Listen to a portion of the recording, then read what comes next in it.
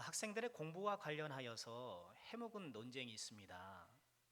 예습과 복습 중 어느 것이 더 중요하냐? 물론 다 중요하니까 두 가지를 다 잘하면 참 좋겠습니다만, 이 중 한 가지를 선택해야 한다라면 무엇을 더 해야 될까? 결론적으로 말씀드리면요, 학습 효과의 면에서나 인지과학 이론에 있어서나 복습이 더 중요하다고 합니다. 몇 해 전에 2000년부터 2007년까지 서울대학에 입학한 3,121명의 학생들의 학습 방법을 설문조사한 적이 있는데요. 이때 84%의 학생들이 예습과 복습 중에 복습에 치중한다 이렇게 대답했다고 해요. 또 독일 출신의 심리학자 또 헤르만 에빙하우스에 따르면요, 그의 망각곡선 가설이 있거든요. 그에 따르면 학습한 후 10분이 지나면 망각이 시작된대요. 그러니까 1시간이 지나면 50%를 잊어버리고 하루 뒤에는 70%, 그리고 한 달 뒤에는 80%를 잃어버린대요. 그러니 의식적으로 내가 꾸준히 복습하지 않으면 한 달 뒤에는 배운 내용의 80%를 다 잊어버린다는 거예요. 우리 데살로니가전서 함께 살펴보고 있는데요. 날짜를 보니까 9월 22일 날 첫 시간을 가졌고요. 그래서 오늘로 딱 석 달이 되었더라고요. 12월 22일이니까. 한 달 뒤에는 80%를 잊어버리는데 석 달 뒤에는 몇 퍼센트가 다 날아갔을까? 그래도 우리가 틈틈이 또 복습을 했기 때문에 뭐 전혀 새롭지는 않으리라 생각하는데요. 세일의 특세를 했던 10월 13일 주일날 시편 42편을 잠시 묵상을 했었고, 그 위에는 계속 데살로니가 전서를 묵상했었는데요. 오늘로 13번째 시간이 되었습니다. 자, 오늘 마지막 시간이니까 좀 짧게 복습하고 좀 말씀을 나눠볼까 해요. 자, 데살로니가 교회 바울 사도가 생각하면 어떤 교회죠? 미안한 교회. 감사합니다. 80%가 남았군요. 야, 우리 남성교회는 대단합니다. 생각하면 미안한 교회였어요. 3개월밖에 복음을 전하지 못했고, 또 3개월 뒤에는 부득이 데살로니가 사람들의 맹렬한 핍박 때문에 야반도주하고 말았잖아요. 그렇게 황급히 교회를 빠져나오고 도망치듯 나와버렸으니 바울 사도 마음이 얼마나 무겁고 미안했겠습니까? 그럼에도 불구하고 이 데살로니가 교회는 어떻습니까? 믿음의 역사, 사랑의 수고, 소망의 인내, 이런 아주 훌륭한 믿음의 열매를 잘 맺어가고 있는 그런 교회였고요. 또 데살로니가 성도들의 이런 구원의 열매가 더욱 빛나는 것은 평상시에도 그런 구원의 열매는 훌륭하겠습니다만 핍박의 와중이었잖아요. 동족 데살로니가 사람들이 핍박하기 시작했고요. 특히 데살로니가의 정치인들이 이 예수신앙, 이 복음신앙을, 예수의 복음을 사회를 교란케 하는 것이 아닌가 하면서 계속 경계하기 시작했고요. 또 이 남겨진 데살로니가 성도들을 향해 유대인들이 엄청나게 바울 사도를 맹비난했잖아요. 비난의 내용이 뭔가요? 잘못된 이론을 불순한 의도를 갖고 속임수를 사용해서 전한 것이다. 그렇게 음해를 했어요. 내용도 잘못됐고 의도도 잘못됐고 방법도 잘못됐고 싹 다 거짓말이라는 거예요. 이렇게 외부에서 핍박이 있죠. 또 계속 맹비난하는 이 복음을 흔드는 이런 와중에도 데살로니가 성도들의 믿음이 흔들리지 않고 그런 열매를 잘 맺었던 것, 참 하나님의 은혜가 아닐 수 없는 것이지요. 자, 바울 사도는 데살로니가전서 이 편지를 쓰면서 어떤 얘기를 합니까? 이처럼 맹비난에 대해서 잠시 변호하지요. 어떻게 변호했나요? 우리가 전한 것은 정말 잘못된 것이 아니다. 그것이 잘못된 것이라면 우리가 이전에 빌립보에서도 복음을 전하면서 그렇게 옥에 갇히고 고생했는데 거짓말을 하려고 그렇게 고생을 당하겠느냐, 또 그렇게 얘기를 했고요. 내가 너희들과 함께, 이 말씀 기억하죠?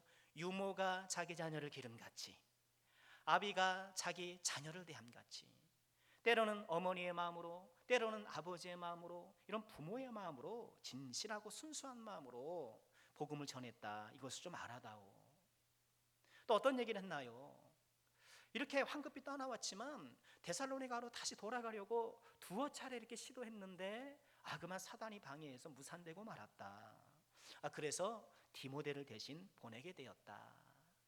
이런 데살로니가를 떠나온 후에 데살로니가 성도들의 믿음을 칭찬하고 또 그동안의 어떤 상황들을 설명하고, 이 데살로니가 전서 1장부터 3장까지는 주로 그런 내용이었어요.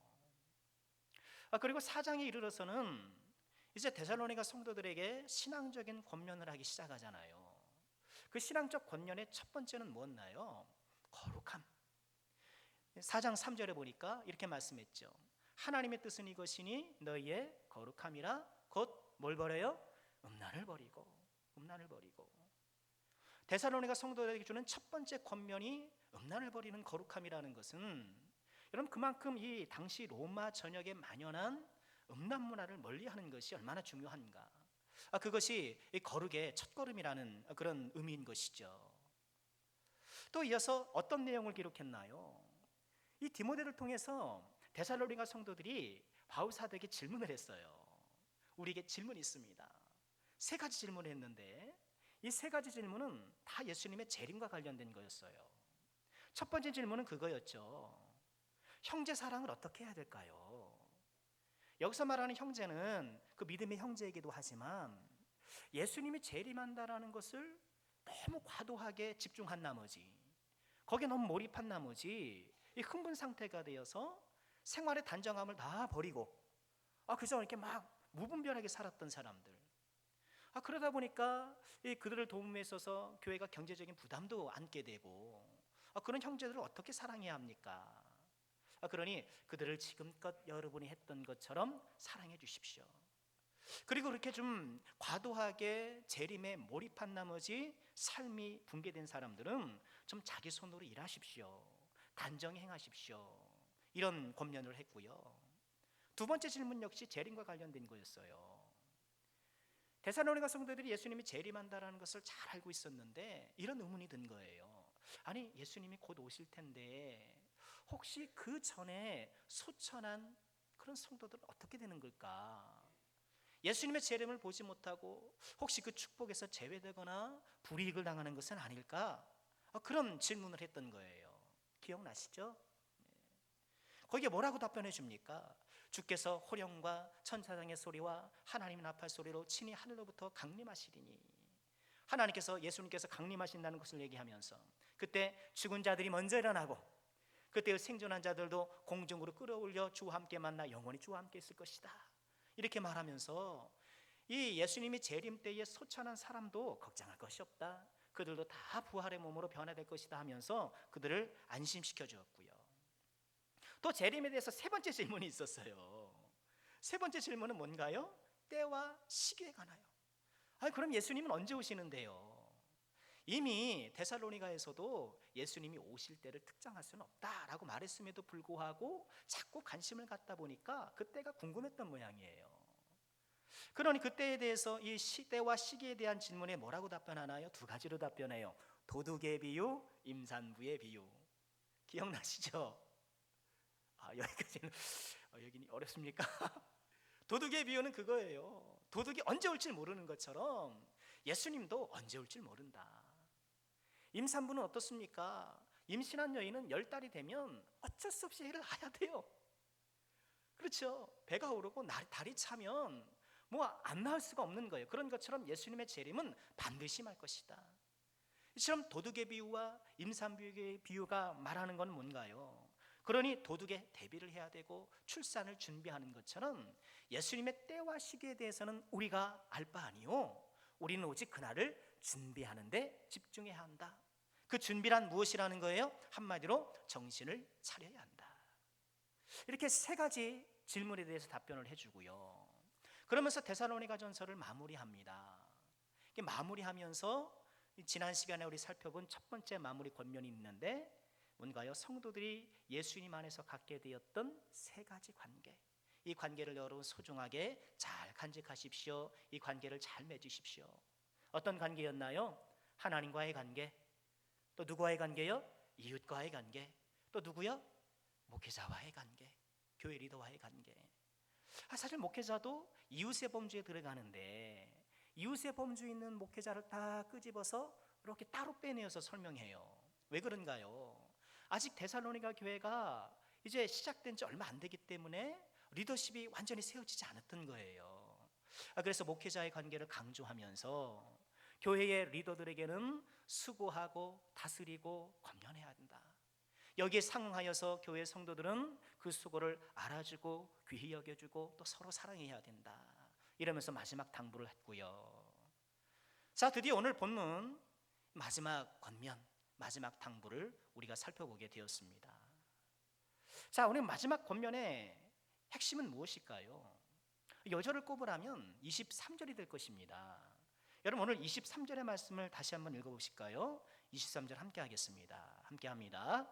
평강의 하나님이 친히 너희를 온전히 거룩하게 하시고 또 너희의 온 영과 혼과 몸이 우리 주 예수 그리스도께서 강림하실 때에 흠없게 보존되기를 원하노라.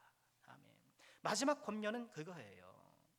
우리 그리스도께서 강림하실 때에 온전히 거룩하여서 흠없는 사람이 되는 것. 온전히 거룩하여서 흠없는 사람이 되어서 영과 혼과 몸, 즉 우리의 모든 전인이 흠없는 하나님의 사람이 되어서 끝까지 보존되는 것. 그것이 마지막 바람이요 권면인 것입니다. 여러분 오늘 23절 말씀은 여러분 다만 데살로니가 성도들에게 주신 말씀이 아니라 오늘을 살아가는 우리들에게도 동일하게 말씀하시는 우리 예수님의 말씀이 아닐까요? 우리 예수님 언젠 다시 오신다라는 것 여러분 우리가 모르지 않고 우리가 다 아멘으로 인정하는 바인데 여러분 우리는 다시 주님을 만날 그날까지 영과 혼과 몸이 흠없이 보존되는 온전히 거룩한 그런 모습으로 우리가 주님을 만나야 하지 않을까요? 여러분 바라고 하는 것은요, 오늘 이 말씀처럼 우리 남성께 사랑하는 모든 권속들께서는요 우리 주님 오시는 그날까지 온전히 거룩한 자가 되어 영과 혼과 몸에 있어 흠없는 그리스도의 사람으로 살아갈 수 있기를 주님의 이름으로 축원드립니다. 그러면 우리는 어떻게 그리스도의 날까지 영과 혼과 몸에 흠없는 거룩한 사람이 될까? 한 세 가지로 정리해 보았습니다. 첫 번째는요, 하나님의 마음을 보아야 해요. 하나님의 마음을 보아야 합니다. 여러분 23절에 나와 있는 이 표현들, 온전한 거룩, 또 흠없는 보전, 여러분 이 표현 속에는 우리를 향한 하나님의 기대치가 담겨 있잖아요. 하나님은 우리가 온전한 사람이 되기를 원하세요. 흠없는 사람이 되기를 원하세요. 그런데 우리는 문제는 뭐예요? 이게 너무 부담스러운 거예요. 왜? 지금 앉아있는 이 순간에도 우리는 온전하지 못하고 흠이 많으니까. 그러니까 이 말씀이 부담인 거예요. 우선 좀 오늘 말씀에서 좀 우리가 참고적으로 살펴본 것은요, 23절에 보니까 영, 혼, 몸 이렇게 등장하잖아요. 그래서 이 본절을 근거로 해서 어떤 사람들은 우리 인간이 영과 혼과 몸으로 되어 있다. 이걸 소위 삼분설이라고 하거든요. 이게 세 가지로 되어 있다. 그렇게 주장을 해요. 삼분설은요, 우리 사람이 영, 혼, 육으로 되어 있다라는 것인데 이 몸, 육은 순수하게 물질적인 부분이고요. 영은 하나님과 교통하는 부분. 그리고 혼은 생명이나 감정이나 감각과 관계된 부분. 이렇게 설명하는 사람들이 있어요.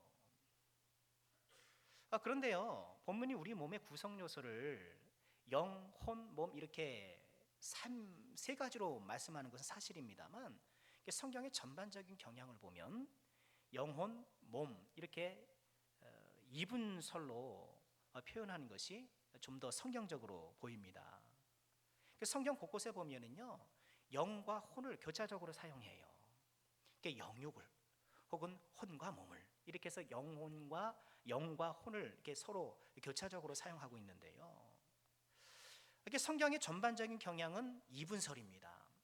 그럼에도 불구하고 오늘 본문에서 이 영, 혼, 몸으로 이렇게 세 가지로 나눈 까닭은요, 아마도 이 데살로니가 성도들이 예수를 믿기 전에 이 그리스도 철학에 많이 접해 있던 사람들이라, 그리스도 철학이 그렇거든요. 사람이 영, 혼, 몸으로 되어 있다 그랬거든요. 그럼 아마 그들이 익숙한 사상으로 기반을 하여서 이해를 돕기 위해서 그렇게 했던 것이 아니겠느냐, 성경학자들은 그렇게 보고요.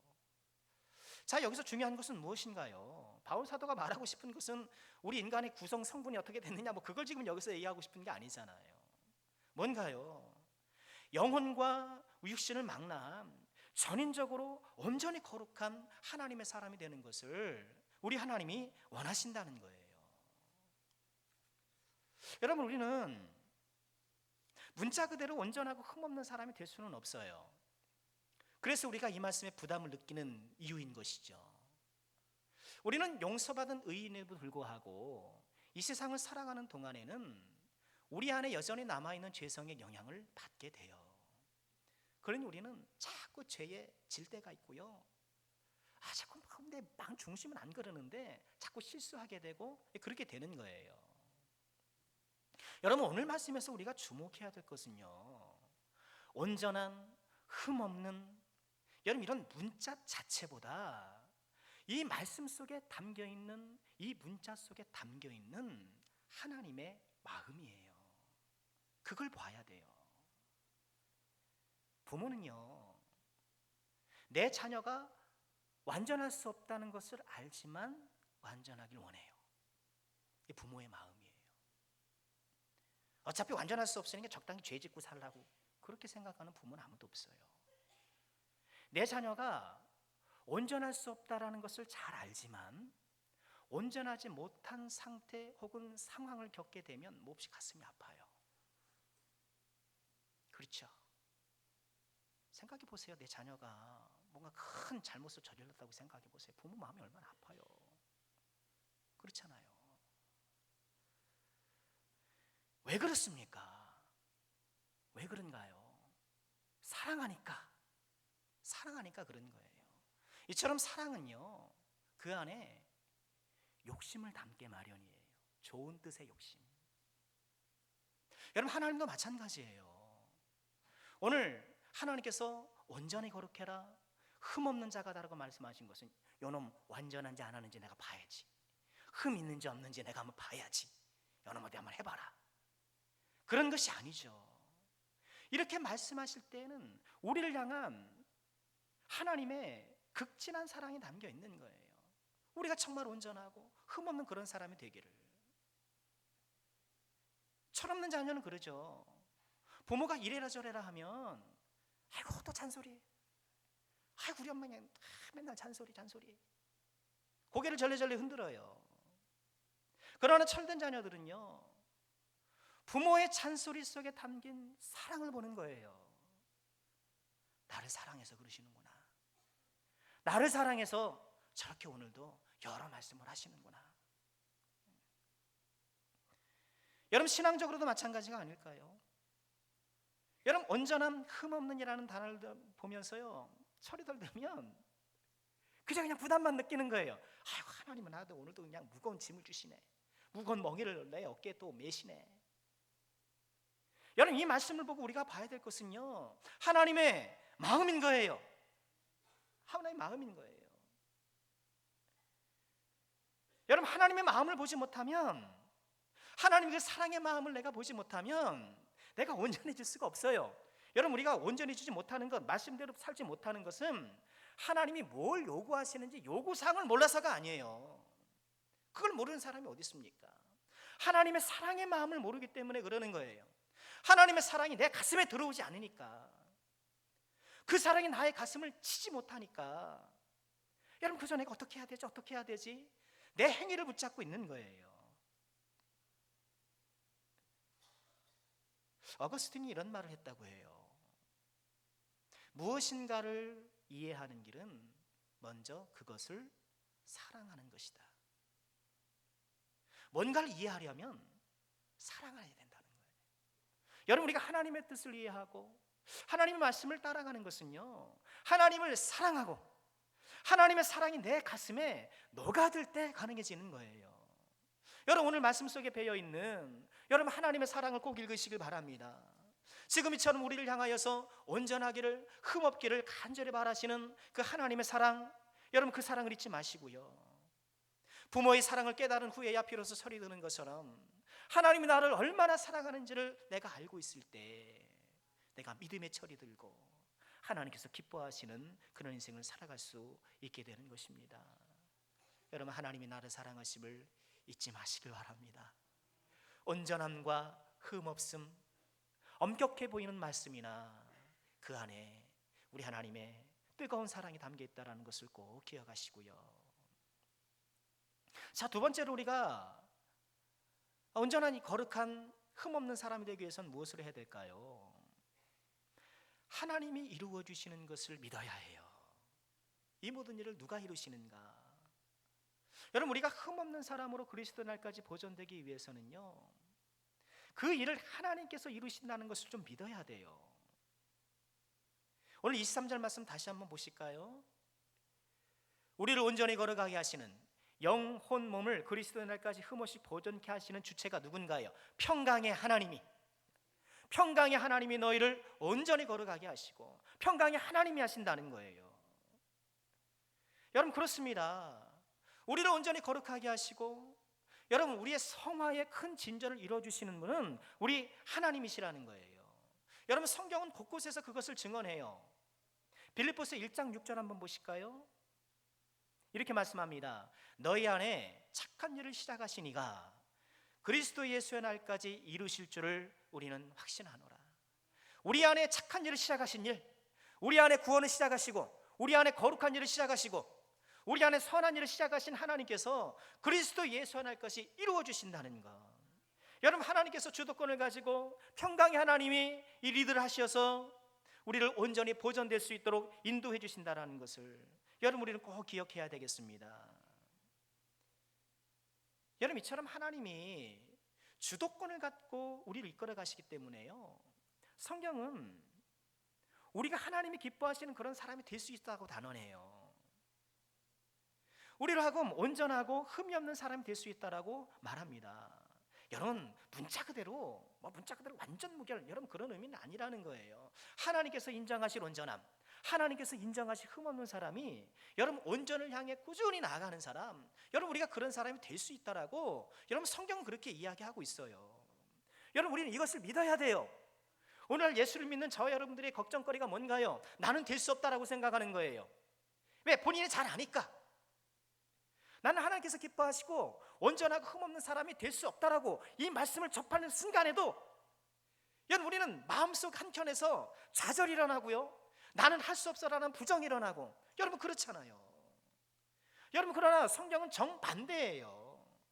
우리로 하여금 그런 사람이 될 수 있었다라고 단언하셔요. 왜? 그 일을 이루시는 분이 하나님이시기 때문에. 여러분, 하나님은 하나님의 자녀를 다 사랑하시죠. 부모는 모든 자녀를 사랑하기 마련입니다. 그런데 가만 보면 사랑하지만 걱정스러운 자녀가 있고 사랑하지만 자랑스러운 자녀가 있어요. 우리도 하나님 앞에 그럴 수 있다는 거예요. 하나님께서 여기서 말씀하시는 거는요, 우리는 다 하나님의 사랑을 받지만 하나님의 사랑을 받으면서 하나님의 자랑스러운 자녀가 될 수 있다라고 성경은 그렇게 이야기하고 있는 거예요. 우리는 나 스스로 패배감에 자주 사는 것 같아요. 우리는 나 스스로 안 된다라고 말하는 것 같아요. 여러분, 그러나 하나님은 성경 곳곳에서 얼마나 많은 사람들을 칭찬하시고 인정하십니까? 믿음의 선조들은 우리 하나님께서는 칭찬을 아끼시지 않잖아요. 아브라함을 믿음의 조상으로 여기셨고 또 모세를 어떻게 칭찬하셨습니까? 온유함이 모든 사람보다 뛰어나다. 다윗을 그러셔서는 내 마음에 맞는 사람, 내 마음에 맞는 사람. 얼마나 훌륭한 칭찬입니까? 여러분, 동방의 의인 욥을 어떻게 칭찬하셨습니까? 천상회의에서 대놓고 칭찬하시잖아요. 내가 욥처럼 어려운 사람 볼 수 없다. 칭찬하세요. 예수님께서는 나다나엘을 보시고 그 마음에 간사한 것이 없다면서 칭찬하셨고요. 또 이방인 백부장의 믿음을 보시고는 이스라엘에 이만한 믿음이 없다 라고 칭찬하셨고요. 히브리서 11장 우리가 잘 아는 그 믿음의 명예의 전당들에 등재되어 있는 그 많은 사람들을 살펴보십시오. 하나님이 다 칭찬하시고 높이 인정하셨던 사람들이 아닙니까? 여러분, 우리가 그런 사람이 될 수 있다는 거예요. 여러분, 우리는 그런 기대를 해야 돼요. 그런 소망을 가져야 되는 것입니다.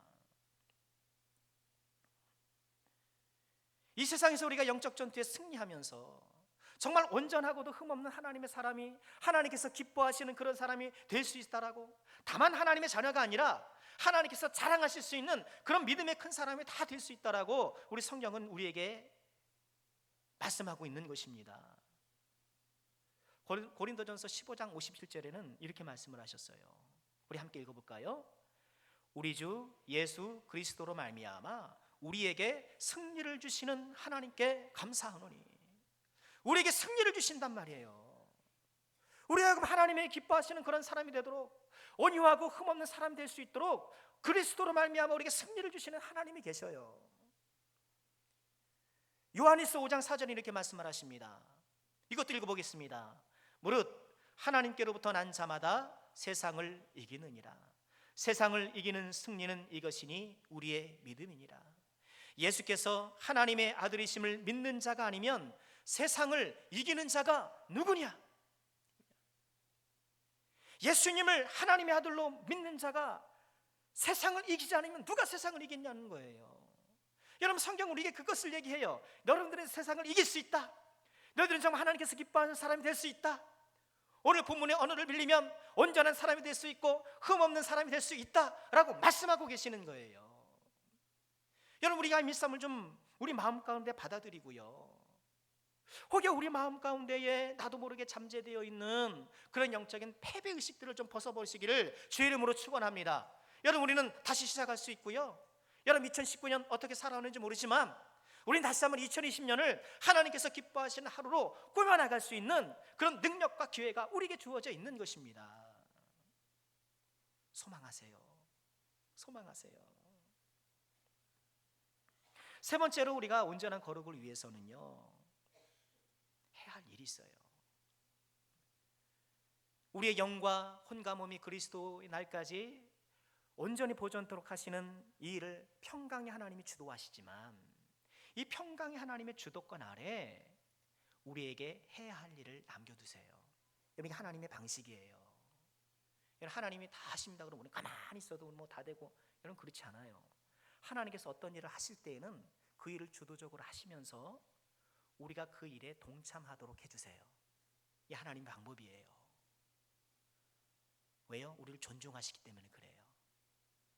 이런 하나님의 성격을 빌립보서 2장 13절이 정확하게 전해주고 있어요.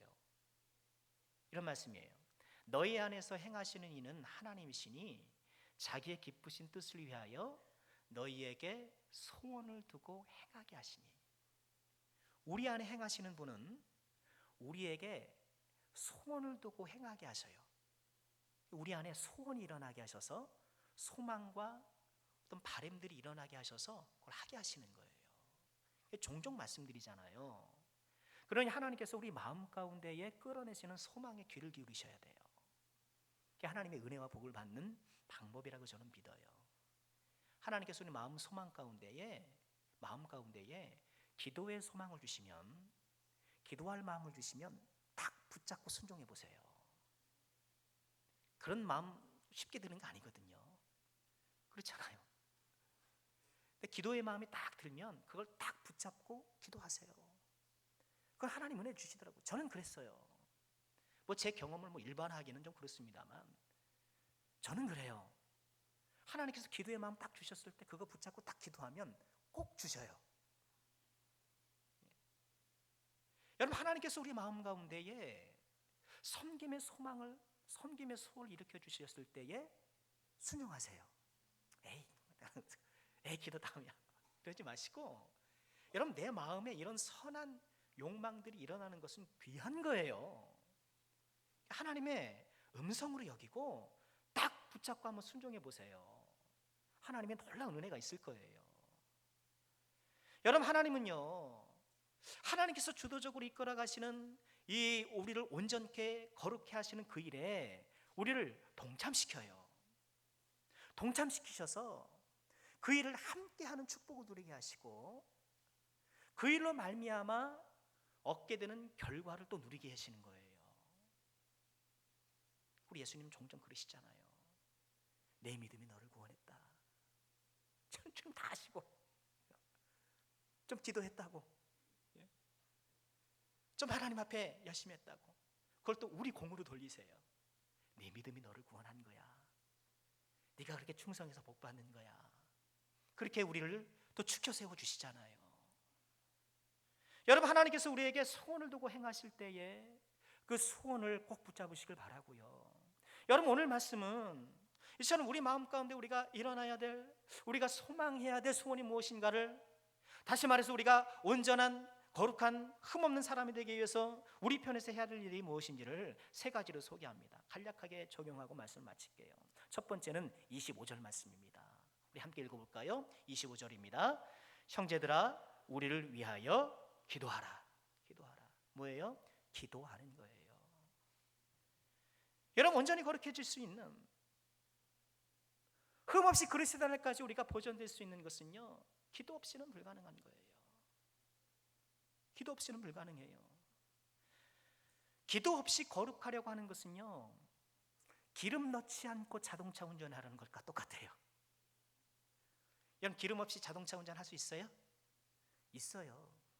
폰만 잡으면 돼요. 폰만 잡으면 돼요.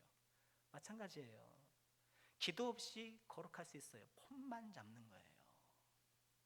얼마든지 신용할 수 있어요. 우리 사람은 영악합니다. 저를 비롯하여 우린 다 영악해요. 그래서요, 기도 없이도 얼마든지 거룩하게 보일 수 있어요. 특별히 모나지 않고 성격이 둥글둥글하면 거룩해 보이기도 하잖아요. 또 천성적으로 그렇게 좀 성격이 좀 부드럽게 타고난 분들도 계세요.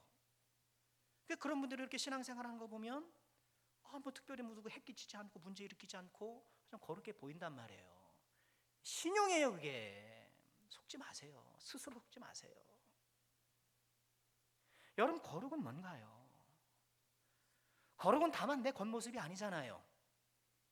거룩은 다만 무엇을 하고 안 하고 이런 행동이 문제가 아니에요. 거룩은 기본적으로 내 영혼의 성향의 문제예요. 내가 지금 어디를 바라보고 있는가? 내 영혼이 정말 하나님을 갈망하고 내가 변화를 받아 하나님과 깊은 교제 가운데 거하고 싶어 하는가? 여러분, 진짜 거룩은 좀 에티켓을 지키면서 사람 예의 바르고, 여러분, 그건 거룩의 피상적이고 표면적인 부분이에요. 내 영혼이 지금 하나님을 향하고 있는가? 나는 정말 하나님과 깊고도 넓은 튼튼한 찔근찔근 끈질끈적한 그런 교제를 갖고 있는가? 여러분, 기도를 통해서 그것이 나오는 거예요. 기도를 통해서 그것이 나오는 거예요. 기도를 통해서 이른바 거룩의 진액이 나오는 거예요. 여러분, 이 사실 잊지 마시기를 부탁드립니다. 2020년을 바라보면서 2019년을 또 되돌아보는 이 시점에 여러분, 우리의 기도를 돌아볼 수 있기를 주님의 이름으로 부탁드립니다. 나는 정말 기도를 통해 거룩해지고 있는가? 아니면 몇몇 그런 종교적인 행위 양식에 기대어 내 거룩을 신용내고 있는 건 아닌가? 온전하고 흠없는 하나님의 사람이 되기 위해서 우리가 해야 될 두 번째 일은 26절에 있습니다. 26절 읽어볼까요? 거룩하게 입맞춤으로 모든 형제에게 은환하라. 제가 학생 때 어떤 직구준 학생이 그러더라고요. 야, 거룩하게 입맞춤을 해래. 입맞춤 가지고 자매들에게 가가지고 실제로 하는지 않죠. 자매들에게 가가지고 막 이렇게 신용하면서 이렇게 약 올리고 장난을 쳤던 친구들이 있는데, 여러분, 무난하다라는 이 단어를 사전을 살펴보니까요, 만나고 헤어질 때 인사하는 거래요. 그러니까 믿음의 형제들 자매들이 스킨십을 통해서 서로 깊이 교제하라는 것이죠. 실제로 서양 사람들이 이런 인사법이 있잖아요. 서로 이렇게 뼈에게, 근데 우리는 그룹으로 안 되죠. 우리 문화에 맞게, 우리 정서에 맞게 우리는 문안해야 되겠죠. 그러니까 문자주의에 빠지면 이런 게 심각한 거예요. 그죠? 성경 읽을 때 문자주의에 빠지면 거룩한 입맞춤 하라 그랬잖아. 왜 입맞춤 안 해? 그렇게 되는 거예요. 문자주의예요. 이 말씀이 의도하는 바를 봐야죠. 뭐예요? 서로 문안하고 서로 깊이 교제하라는 말씀이잖아요. 형제에게 문안하라는 말은요, 서로 간의 친밀도를 높이라는 말씀이죠. 여러분, 기도가 하나님과의 친밀도를 높이는 것이라면 성도 간의 문에는 지체 간의 친밀도를 높이는 거예요. 여러분, 이것이 우리의 거룩의 증진을 위한 하나님의 방법이라는 것을 우리가 잊지 말아야겠습니다. 여러분, 온전히 거룩해지는 것, 여러분, 흠없는 하나님의 사람이 되는 것은요, 나 혼자 할 수 있는 것이 아니에요. 하나님 그렇게 방식을 정해놓지 않으셨어요.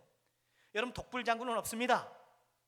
믿음이 있어서 독불장군은 없어요. 함께 하는 거예요. 디모데후서 2장 22절 우리가 자주 봤던 말씀 아닙니까?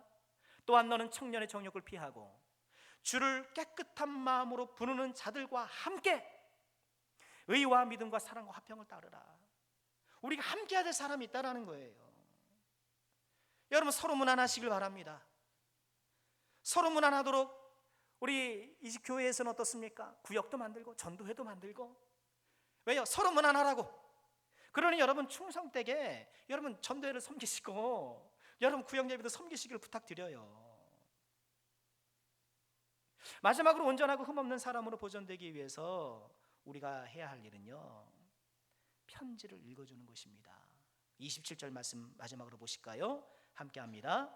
내가 주를 힘입어 너희를 명하노니 모든 형제에게 이 편지를 읽어주라. 이 편지를 읽어주라. 여러분, 이 당시에는 편지였지만 여러분 뭐예요? 하나님의 말씀이죠. 하나님의 말씀을 읽어줘라. 말씀을 읽어줘라. 여러분, 바울 사도는요, 골로새서 말씀을 보면 골로새서를 쓰고 그 골로새서를 라우디게아 교회에 줘서 읽게 해라. 그리고 라우디게아 교회에 편지했던 것들을 너희들도 갖다 읽어라 하면서 이 서신들을 회람하도록 그렇게 요구해요. 여러분, 그러다 보니까 교회들은 어떻습니까? 이런 바울 사도의 편지 비롯해서 여러 그 사도들의 편지를 수집하게 되겠죠. 서로 그려주면 여기서 계속 못 읽고 나니까. 그러니 열심히 깨끗하게 받아 적어가지고 사본을 만들어가지고 서로 이제 보관하게 되겠죠. 여러분, 그런 과정을 통해서 신약 성경이 형성되는 거예요. 여러분, 서신을 읽어주라는 이 말씀을 바울 사도는 보다 강조해요. 27절 보면 내가 주를 힘입어 너희를 명하노니. 주를 힘입어서 다시 한번 내가 너에게 힘있게 강조하니 이 서신 읽어라. 이 편지를 나눠 읽어라. 즉 이 하나님의 말씀을 가까이 해라. 가까이 해라. 여러분, 우리가 뭘로 거룩하게 될까요? 우리가 어떻게 흠없는 하나님의 사람이 될까요? 여러분, 새로운 어떤 것이 아니더라고요. 지금껏 저도 신앙생활을 하면서 믿음 생활하면서 돌아보면 우리가 뭐 새로운 어떤 것들을 받아들이지 못하고 새로운 것들을 도입하지 못해서가 문제가 아니더라고요. 기존에 있었던 것들을 안 해서 문제더라고요. 가만 보면 그래요. 가만 보면 그래요. 여러분, 우리가 어떻게 온전히 거룩한 사람이 돼 있고 흠없는 하나님 사람, 정말 하나님께서 기뻐하시는 그런 사람이 될 수 있을까? 결국 바울 사도는 믿음의 ABC, 믿음 생활의 아주 기초적인 부분을 얘기를 하고 있는 거예요. 그러나 매우 중요한 뭐예요? 기도해라. 또 뭐예요? 사랑해라. 또 뭐예요? 말씀 가까이 해라. 말씀 가까이 해라. 여러분, 우리가 거룩이 안 되는 이유가 여기 있어요. 가만 생각해 보세요. 우리가 그렇게 예수를 믿어도, 그렇게 신앙생활을 해도 내 스스로 거룩의 진전을 느끼지 못하고, 여러분, 겸손과 스스로 느끼지 못하는 건 달라요. 내 믿음에 있어서 진전이 안 되는 것, 전진이 안 되는 이유는 이 세 가지가 고루 안 돼 있기 때문에 틀림없어요. 기도가 누락되어 있거나, 기도를 하긴 하는데 그 기도가 좀 이상하거나, 이상한 기도가 뭐예요? 우리 제자 훈련 때도 말씀드렸습니다만 기도가 권위가 되는 것. 기껏 기도하고서는 스스로 다 잊어버리는 거예요. 아니 나 기도하는데, 난 새벽 제단 쌌는데, 나 뭐 일하는데. 기도가 자랑이 되는 바람에 거룩에 마이너스가 되더라고요. 좀 조심하세요. 조심하세요. 가만 보면 사랑하지 않아요. 자꾸 부딪히고 무난하지 않아요. 근데 지금 내 문제가 지금 급한데 지금 뭘 어딜 무난을 하는가? 누구의 안녕을 내가 묻는가? 다 자기 안녕에서 살아가지. 다 자기 안녕이 1등이지. 다른 사람의 안녕을 묻질 않아요. 무난하지 않아요. 그것이 문제고. 여러분, 우리는 보수신앙, 개혁주의 신앙, 말씀주의 신앙인데, 그죠? 이 말씀이 옛날에 이천성 목사님이 설교 중에 그런 말씀을 하신 적이 있어요. 주일이 되면 하나님이, 죄송한 표현입니다, 아구통이 돌아간다. 왜? 집안 한구석에 있었던 이 성경책을 주일에야 비로소 껴가지고 먼지 터느냐고 주일마다 하나님이 아구통이 돌아간다, 그런 말씀을 하신 적이 있어요. 어떡해요, 그쵸? 가만 생각해보면 세 가지예요. 이 삼각대가 문제가 있는 거예요. 우리는요, 거룩하지 못한 게 아니라 거룩하지 않는 거예요. 하나님은 온전할 수 있다라고 얘기하세요. 내가 너희를 이끌어주겠다고 얘기하세요. 우리 안에 성령이 계세요. 그런데 우리가 거부해요.